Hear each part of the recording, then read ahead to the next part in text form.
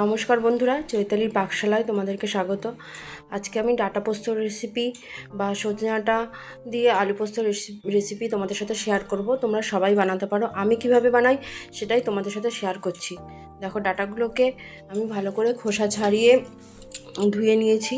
ডাঁটাগুলো আমি লম্বা লম্বা করে কেটেছি, ডাঁটা তো লম্বা লম্বা করে কাটতে হয়। এবার দেখো, আলুগুলো লম্বা লম্বা করে কেটেছি, ডাঁটা যেহেতু লম্বা সেই জন্য আলুগুলোকেও লম্বা করে কাটতে হবে। এবার আমি কড়াইয়ে সর্ষে তেল নিয়ে নিলাম, সর্ষে তেলে আমি রান্নাটা করব। তেলটা গরম হলে এর মধ্যে আমি কালো জিরে ফোড়ন দিয়ে দিচ্ছি আর 3টে শুকনো লঙ্কা ফোড়নে দিয়ে দিলাম।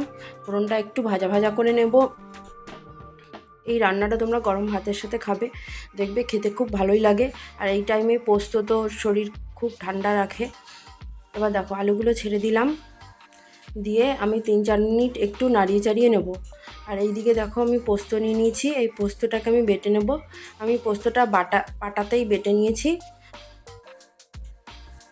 এদিকে আলুগুলোকে একটু নাড়াচাড়া করে নেব, 4-5 মিনিট মতো নাড়াচাড়া করব গ্যাসের আঁচটা কমিয়ে দিয়ে। এবার আমি ডাঁটাগুলো দিয়ে দিলাম। ডাঁটাগুলো দেওয়ার পর আমি 3-4 মিনিট মতো নাড়াচাড়া করব, বেশি ভাজা করব না, তাহলে ডাঁটাগুলো শক্ত হয়ে যাবে। এবার আমি পরিমাণ মতো নুন দিয়ে দেবো, আমি একেবারেই নুন দিয়ে দেবো।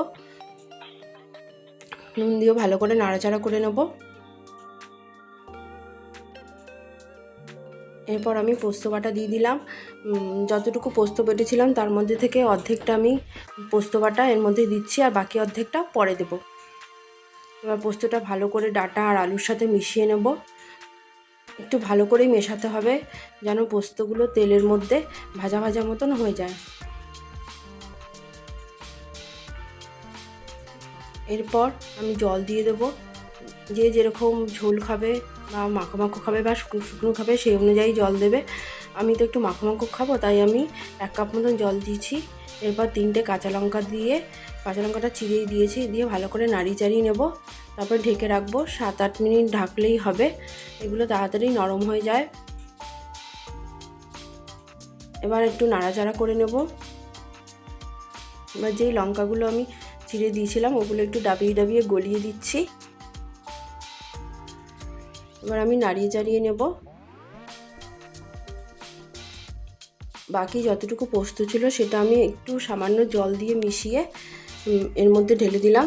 তারপরে ভালো করে মিশিয়ে নেব। আমার রান্নাটা কিন্তু প্রায় হয়ে গেছে, এখানে আলুটাও নরম হয়ে গেছে, ডাঁটা তো নরম হয়ে গেছে।